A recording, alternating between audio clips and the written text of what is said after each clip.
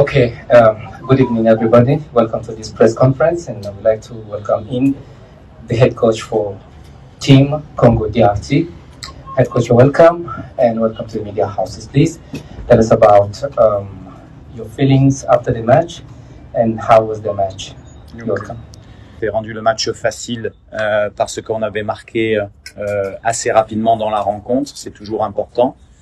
Qu'après ils avaient été obligés de se livrer et sur le second but de Cédric, c'est une attaque rapide où ils sont chez nous et après je pense que le score est assez logique au vu du nombre d'occasions qu'on a et de la prestation qu'on a livrée. Les garçons ont été rigoureux, sérieux et très professionnels.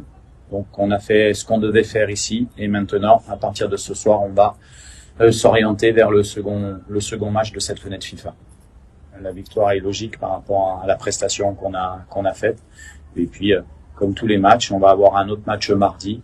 Peu importe, j'allais dire l'opposant, on doit s'imposer à domicile quand on veut aller à la Coupe du Monde. Ouais, je pense qu'il aurait même pu en mettre plus, mais bon. Après, qu'est-ce que ça me fait? Pour moi, je suis pas surpris. Je connais le joueur, je connais ses stats qu'il a depuis toute sa carrière. Il a encore marqué le dernier match avec son club quand il est rentré en Liga. On sait qu'il a l'expérience pour ce type de match.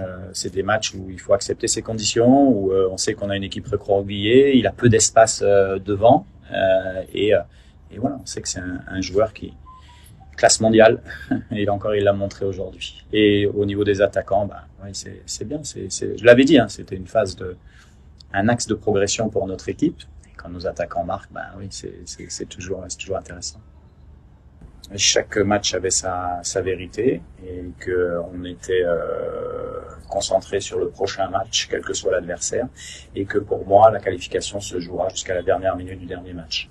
Alors, la première, c'est des animations qu'on travaille, et puis il y a des matchs où ça réussit, il y a d'autres matchs où c'est un peu moins en réussite, mais en tout cas, on s'appuie sur la qualité des joueurs et on sait que à ce poste-là, on a à l'heure actuelle 4 avant-centres de très bon niveau qui ont des stats dans leur club.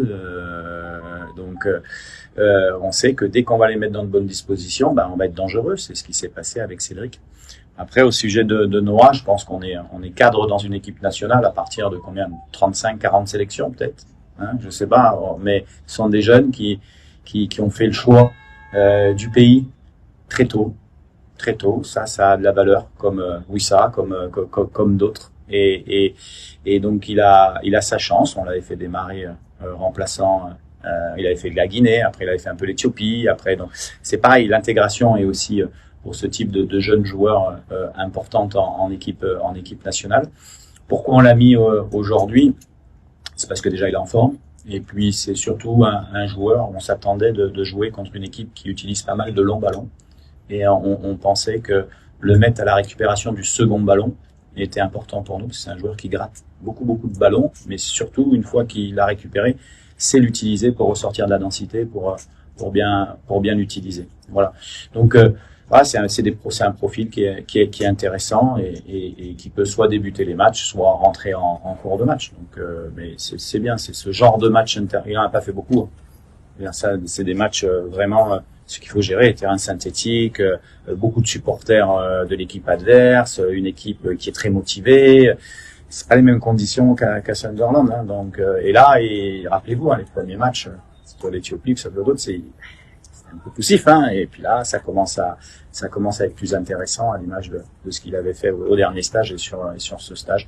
Après, sincèrement, j'ai un groupe 25 joueurs, quel que soient ceux qui sont sur le terrain, ceux qui ne sont pas sur le terrain donnent du courage, donnent de la motivation. On est vraiment on a une cohésion très forte parce que notre seul objectif c'est que le Congo gagne.